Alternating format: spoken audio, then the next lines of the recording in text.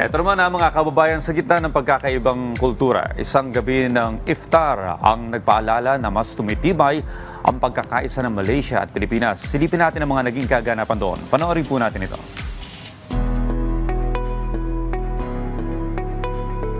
Isang gabi ng pagkakaisa at pagninilay ang nasaksihan kamakailan sa loob ng Embassy of Malaysia in the Philippines para sa pagdiriwang ng iftar bilang paggunita sa banal na buwan ng Ramadan. Pinangunahan ito ni His Excellency Ambassador Dato Abdul Malik Melvin Castellino. Layunin ng event na ito na patibayin ang diplomacy at unity ng Pilipinas at Malaysia sa pamamagitan ng respeto at pag-unawa sa kultura. As you know, Ramadan is not only about being able to fast from dawn to dusk, but also about cultivating empathy, gratitude, and self-discipline.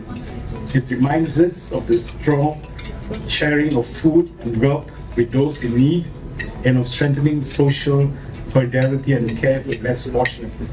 Tonight, we celebrate not only the breaking of fast, but also the spirit of togetherness. That's why I'm so happy to see so many of us who are not from the Muslim faith, but still here to celebrate this wonderful day of Iftar and Ramadan.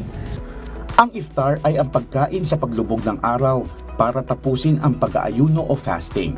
Sinisimulan ito sa pagkain ng dates at pag-inom ng tubig dahil sa taglay nitong natural sugar na nagbibigay agad ng enerhiya sa katawan matapos ang buong araw na walang kain at pag-inom ng tubig. Higit sa pagkain, ang iftar ay simbolo ng pagdinilay at pagmamalasakit. Sa pagitan ng masasarap na Malaysian dishes, nagkasama-sama ang mga Muslim at non-Muslim guests upang ipagdiwang ang unity in diversity. And of course, let's all build a stronger ASEAN, stronger Philippines, stronger Malaysia, coming together as one united community. Sa panahong maraming pagkakaiba, ang nasabing event ay nagsisilbing paalala na sa bawat paglubog ng araw at sa bawat pagsasalo-salo sa hapag, mas lalong tumitibay ang solidarity ng mga bansa.